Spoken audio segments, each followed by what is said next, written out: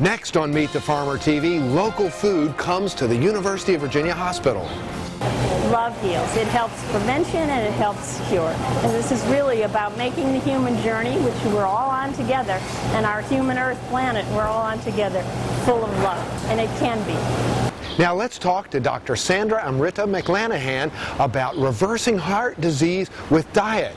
Let's find out about the nutritional side of local food.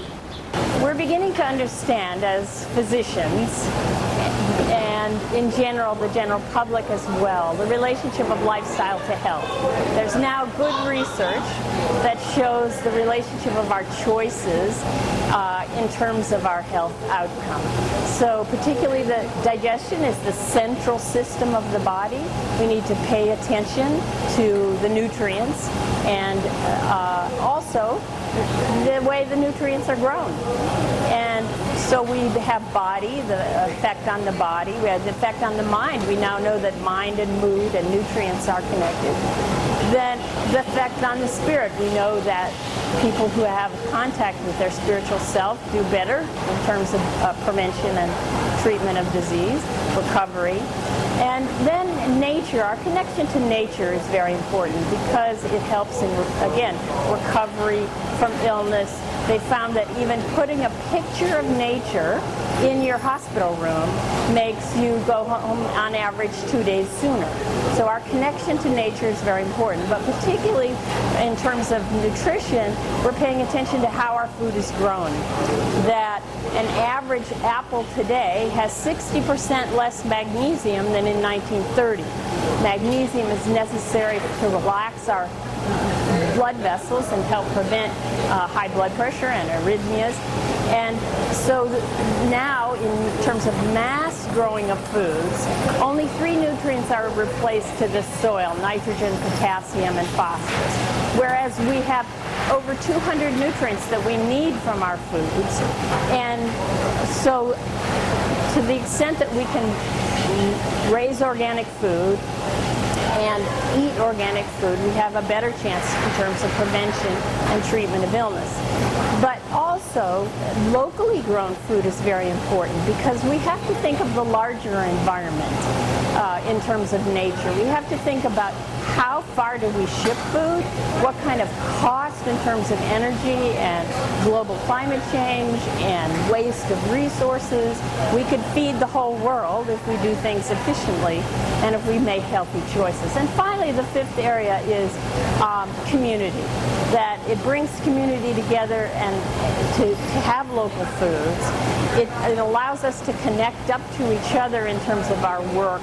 And this is very important. Humans are very social creatures. We need to have social connection. This allows for social connection. It allows for the nutrients to be fresher when they're locally grown. And that's important because over time we can lose nutrients just by contact over time with heat and the degeneration of the food itself. So we have to pay attention to all these levels of our food choices. We've put ourselves at risk as a Western population because we got into the habit of eating differently than our genetic structure is evolved to eat. And so we're making choices that aren't healthy in terms of excess fats, refined foods, refined sugars, and these have now been fully, carefully, scientifically associated with both heart disease and cancer. Now that we're understanding we're not a body separate from a mind, we're a body-mind, and we are in fact a body-mind-spirit. Our spirit gives us strength, and it's not just that we have a heart beating, we have to say, what is your heart beating for? And the mind and body and spirit connection now are being appreciated in terms of health. And that's particularly true with something like taste, that we have to live a life worth living for, and that includes the senses, and the taste and color of food is very important for our digestion. We secrete more saliva. This assists in the digestive process. We are more attuned to when we've had enough. Fruit is naturally heavy, and so it will give a message to the stomach of enough. Whereas whereas many of the refined foods, cookies, cakes, are light, and it'll take a lot more to give that heavy message that will then send a signal to the brain we've had enough. And we can eat them more quickly. So avoiding refined foods is a really important step. And when they're locally grown and full of the taste of ripening on the vine, they'll satisfy our desire for sweetness. If you take an apple and eat it, a well-ripened apple, it tastes, is satisfied. Fiber is there. If you take applesauce, even in a normal person, the blood sugar will go above normal and then below normal. While it's above normal, your white cells are less active to fight infection. That's why diabetics get more infection. If you take apple juice, it'll go way up and then way down. And if you take refined sugar, even higher and then way down. So even apple juice is not a natural food. An apple is a natural food. If we return to eating food as it occurs in nature, we have less risk for illness.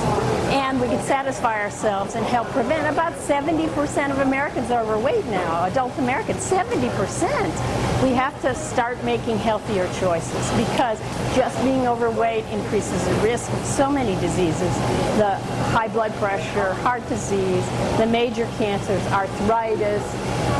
So we have an ability now to act preventively and to reverse disease once it occurs. I worked with Dr. Ornish, where we showed in careful scientific studies that heart disease could be reversed.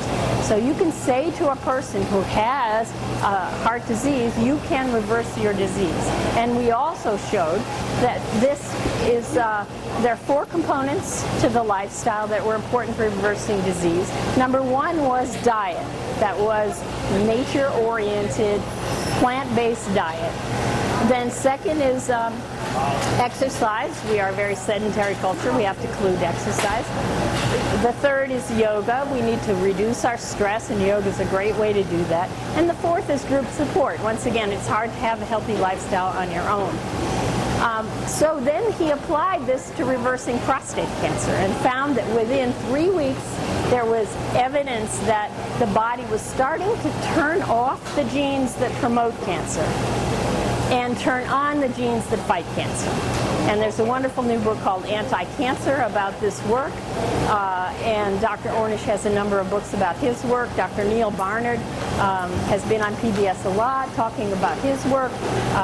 He has a book called Get Healthy, Eat Vegan. And it's about the research and support and nice recipes, easy to follow, about eating what we grew up thinking was a balanced diet, the 4 food groups. One was meat, one was dairy, one was fruit and vegetables, one was grains. This was not based on any science, zero science. It was invented by General Mills to sell cereal. So it was not based on what's good for the body. It was a marketing tool. We now have the new 4 food groups that are the healthy food groups too. Number 1 is fruits in their whole form. So 4 to 5 pieces a day. You don't have to be afraid of the glycemic index. It's the glycemic load that matters. How much work over time the pancreas has to do. Number 2 is fresh vegetables, 2 salads a day, 4 to 5 servings of vegetables, which will give you a different type of fiber and help the body stay healthy. Number 3 is whole grains. Avoid the white flour, the white sugar, which act like sugar in the body, white flour does, and again affect the blood sugar levels and our ability to maintain health. Increased inflammation, we now know inflammation is strongly associated with illness. So meat, dairy, and sugar, white flour, all increase inflammation in the body. The 4th whole food group is what you want to do is get concentrated protein from beans because they give you fiber, they give you phytonutrients, they're low in calories, they fill you up. Things made out of beans, lentils, dal, soy products. We now know that soy products are safe to use. The Journal of the AMA a couple months ago just showed that women who have had breast cancer who add soy to their diet are less likely to have a recurrence. So that's new information that's we can help prevent and reverse disease using soy. It helps prevent heart disease as well. And then modest amounts of raw nuts and seeds. Nuts and seeds have calcium, magnesium, fiber. They fill us up, but they are high in calories, so we want to have modest, small amounts. Rather than using the nut butters, which again would raise your blood fat level and interfere with circulation, we use the whole nut as it occurs in nature. And once again, if they're locally grown, they taste much more fresh, and we can support having a healthy environment as well. Well, the number one risk factor for illness overall is social isolation. This is the number one risk factor for all types of illness. When we feel isolated and loneliness, and Mother Teresa said loneliness is the poverty of the West. It's a deeper poverty than the material poverty of the third world. So our loneliness leads to bad lifestyle choices and also has physiologic effects, leads to chronic anger or chronic depression, which change our hormone levels for making us at risk for disease. So connecting up locally to the farmers who are out in the fresh air and sunshine, sharing their experience, because as humans we need fresh air and sunshine. We now know that vitamin D plays a big role in prevention of disease, so we need to get out in the sun a certain amount of time per day to get our natural vitamin D. And getting in the sun to get your vitamin D, as opposed to taking a vitamin D supplement, the body can adjust its vitamin D level. So it's better if you have that opportunity, and then you can use supplements as needed. Once again, it's better to eat the whole fresh fruit and vegetables than to take supplements to try to make yourself healthy, because of all the nutrients we haven't discovered, all the minor trace nutrients that the body uses to help adjust its health. Well, I think what we want to do is look at the most aerial view of health. We want to look at our global choices. And now that we know things like the danger of certain choices that we make, such as the Gulf oil spill or some other environmental impact of the choices, we really want to say, okay, how can we keep our planet Earth healthy? And that impacts our own individual health. And so we need to pay attention to our farmers, to encourage them to grow organic, to have that connection of community for our own safety, because love heals. Love heals. It helps prevention and it helps cure. And this is really about making the human journey, which we're all on together, and our human Earth planet, we're all on together, full of love. And it can be. Every time we buy a particular food, we vote for more of that. Now, it's not as if the industry of food in this country is trying to deceive us, maybe sometimes, but they want to supply us what we will buy. So we as consumers need to educate ourselves about what's right to purchase. And then we vote every time we buy that, we get more of that. So we want to make the effort to buy organic, because it's so important for our planet. It's so important for our own individual health. The food is more healthy. The environment is more healthy. We keep ourselves safe if we make the effort to purchase local organic food. It's like anything. Whatever we purchase is going to be more encouraged to be done. And so when we make the effort to purchase these organic foods, the farmers will be empowered to do this. It's difficult now for many of them to go through the effort of organic. But if they know they're going to sell their produce, if they're going to sell what they're doing, then they'll be encouraged and supported to make the effort to do this. And this is very important for our planet, for our personal health, for the safety of our children. We have in this country an epidemic of heart disease. Half of all Americans die from heart-related illnesses. Half of all Americans. It's more than all of the diseases combined. This was not true 100 years ago. In the beginning of the 1900s, it was very rare to have a heart attack. And so it's our lifestyle choices that we've been making over time that have contributed to the problem. So what we need now is to pay attention to those factors that have contributed to this epidemic. And we can, and I want to assure you, we can eliminate 95% of heart disease from our country. So much suffering could be eliminated by a vegan diet. This is the diet that helps prevent and reverse heart disease. We know this clearly now. And the second is cancers. We have an epidemic of cancers. Certain cancers are much more common. Breast cancer, prostate cancer, much more common even in young people. We can help prevent and reverse these diseases by a vegan diet. And this has been shown. And diabetes, our fastest growing epidemic, has been shown scientifically to be reversed in about 6 weeks on a vegan diet. Type 2 diabetes can be reversed in about 6 weeks. So we can eliminate the diabetes epidemic by changing our food choices. And it begins, the really exciting thing is it begins in a few days. You can feel the difference. So it's worth a try. Just try it for a week or two and see how you feel, because generally you can feel the difference. Everything in your body starts to self-correct. And it's not just quantity of life, it's quality of life we're talking about. The vegan diet, it consists of the new 4 food groups: whole fresh fruit, whole fresh vegetables, whole grains, and beans, modest amounts of nuts and seeds, raw.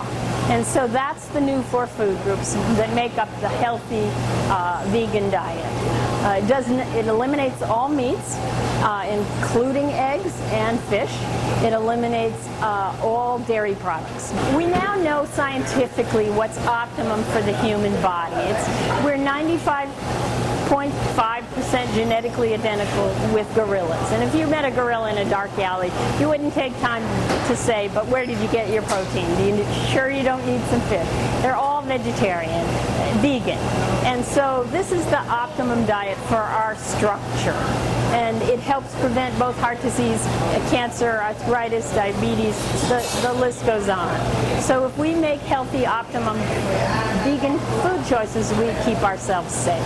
So the vegan diet it consists of the 4 healthy food groups: whole fresh fruit in its natural form, not fruit juices, not dried fruit, not refined syrups and things like that. So number 1 is whole fresh fruit. Number 2 is whole fresh vegetables in their natural form.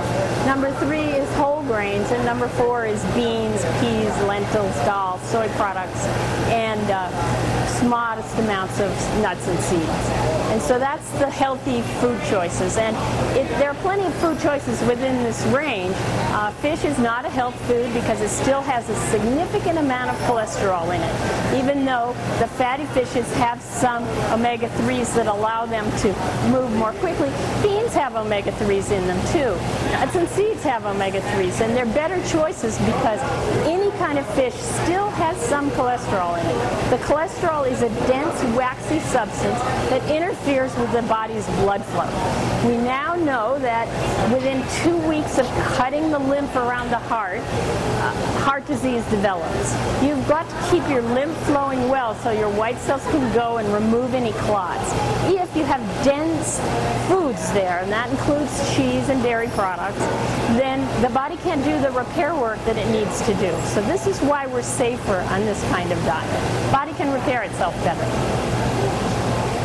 I'm Michael Clark, your host for Meet the Farmer TV. Thank you for joining us for this show on local food and the UVA Health Food System.